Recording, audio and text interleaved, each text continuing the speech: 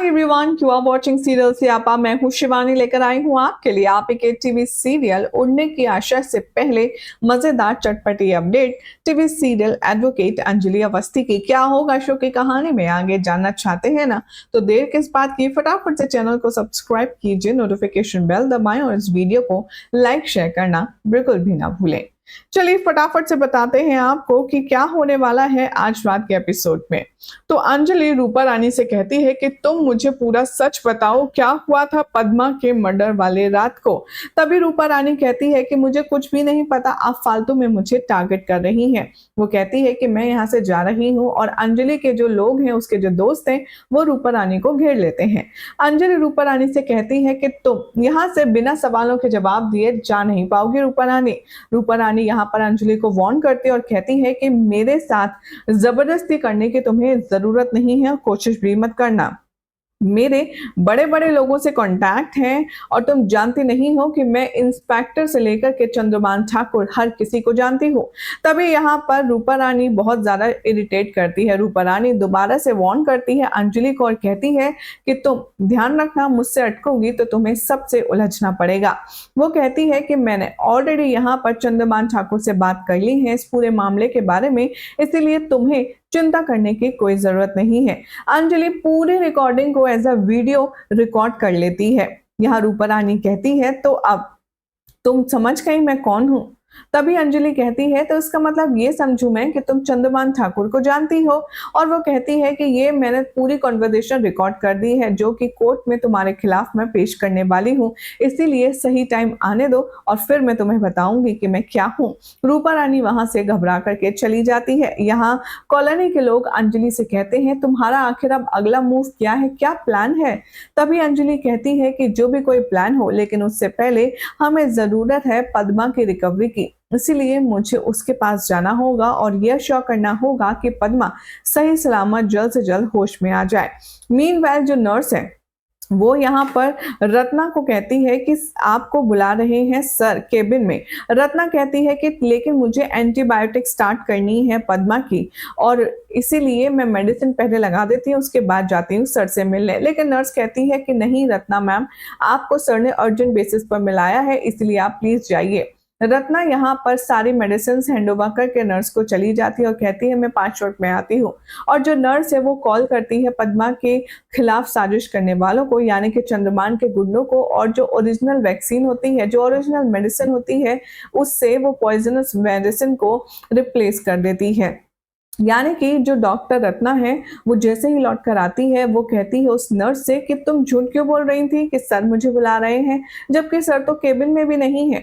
तभी नर्स कहती है हो सकता है मैम वो चले गए हो, लेकिन उन्होंने आपको मिलने के लिए बुलाया था, ऐसा उन्होंने मुझसे कहा था। ये सब कुछ सुनने के बाद अब आने वाले ट्रैक में आप देखेंगे कि कैसे जो नर्स है उससे सारी दवाइयां इंजेक्शन लेकर के यहाँ इंजेक्शन पद्मा के सेलाइन वाटर में लगाने वाली ही होती है। और ये सब देखकर के चंद्रभान के जो गुंडे हैं वो बहुत ज्यादा खुश होते हैं। वो चंद्रभान ठाकुर को कॉल करते हैं और कहते हैं 5 मिनट, सिर्फ 5 मिनट और पद्मा का काम तमाम हो जाएगा, हमेशा के लिए उसकी मौत हो जाएगी, वो भगवान के पास चली जाएगी। यहाँ पर चंद्रभान ठाकुर अपने गुंडों की बात सुनकर बहुत खुश होते हैं और कहते हैं कि चलो फाइनली पद्मा का जो चैप्टर है वो खत्म हुआ। नर्स यहाँ पर जैसे ही एंटीबायोटिक इंजेक्शन सलाइन में लगाने वाली ही होगी, जबकि उसे पता नहीं होगा कि जो डोज वो दे रही है वो दरअसल रिप्लेस की हुई डोज है, उससे पद्मा की जान बचेगी नहीं बल्कि उल्टा मर जाएगी। जैसे ही डॉक्टर इंजेक्शन लगाने वाली होती है तभी मौके पर वहां आ जाती है अंजलि। जी हाँ, पद्मा की मसीहा बनकर आ जाती है अंजलि और वो डॉक्टर से कहती है कि डॉक्टर आप जो दवाई दे रही हैं क्या वो वही दवाई है जो आपने प्रिस्क्राइब की थी। डॉक्टर कहती है ऑफ कोर्स, मैं भला लापरवाही कैसे कर सकती हूँ। तभी अंजलि कहती है मैं आपसे रिक्वेस्ट करती हूँ कि आप एक बार प्लीज मेडिसिन को क्रॉस चेक कर लीजिए जो आप पद्मा को दे रही हैं। तभी यहाँ पर डॉक्टर कहती है कि आप क्या बकवास कर रही हैं, ये चलिए आप बोल रही हैं तो मैं क्रॉस चेक कर लेती हूँ, बट सब कुछ तो मैंने ही प्रिस्क्राइब किया है, तो ऐसे में क्रॉस चेक की नौबत ही क्या आती है। ये सब सुनने के बाद यहाँ डॉक्टर जैसे ही उस मेडिसिन को क्रॉस चेक करते हैं उसे पता चलता है कि ये जो डोज है वो डबल डोज है, जिससे पद्मा की मौत हो सकती है 5 से 10 मिनट में।